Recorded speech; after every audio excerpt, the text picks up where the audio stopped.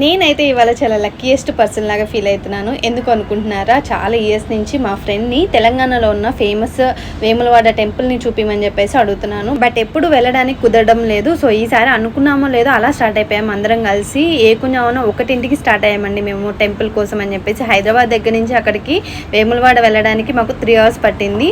So మేము around 3:30, 4 కల్లా reach అయిపోయాము. ఇంత ఎర్లీగా మేము టెంపుల్కి స్టార్ట్ అవ్వడానికి కూడా ఒక రీజన్ ఉంది. అదేంటంటే వేములవాడలో ఎర్లీ మార్నింగ్ 3:30 నుంచి 5 లోపు స్పర్శ దర్శనం చేపిస్తారు అంట. అంటే మనం లింగాన్ని తాకొచ్చు అనమాట. So for the first time మా ఫ్రెండ్స్ కూడా ఈ దర్శనానికి వెళ్ళడము. వాళ్ళు చిన్నప్పటి నుంచి వస్తున్నారంట యాక్చువల్లీ వేములవాడ. ఎప్పుడు దూరం నుంచి స్వామిని చూసి వెళ్ళిపోవడమే కానీ తాకలేదంట.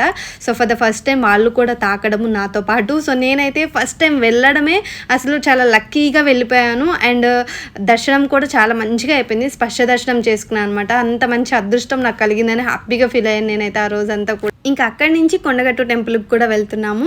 సో దగ్గరలోనే ఉంటుంది, ఒక 1/2 hourలో అట్లా వెళ్ళిపోయాము మేము. యాక్చువల్లీ నేను ఈ కొండగట్టు, వేములవాడ ఇవన్నీ for the first time visit అవుతున్నాను.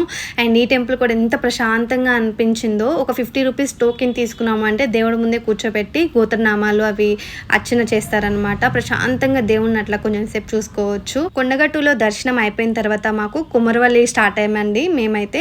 సో ఇక్కడ వెళ్తూ వెళ్తూ మధ్యలో ఒక చిన్న టీ బ్రేక్ తీసుకున్నాము. కొంచెం అలా టీ అయితే ప్రశాంతంగా ఉంటుంది కదా అని. అండ్ దట్టు ఏంటంటే మేము అసలు నైట్ పడుకోలేదు, డైరెక్ట్ స్టార్ట్ అయిపోయాము.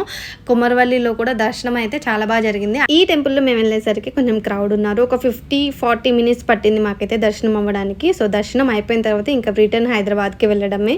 సో వెళ్తూ మధ్యలో అయితే కంకులు కొనుక్కొని వెళ్దామని చెప్పేసి అలా ఆగి కంకులు తీసుకుంటున్నాం అనమాట.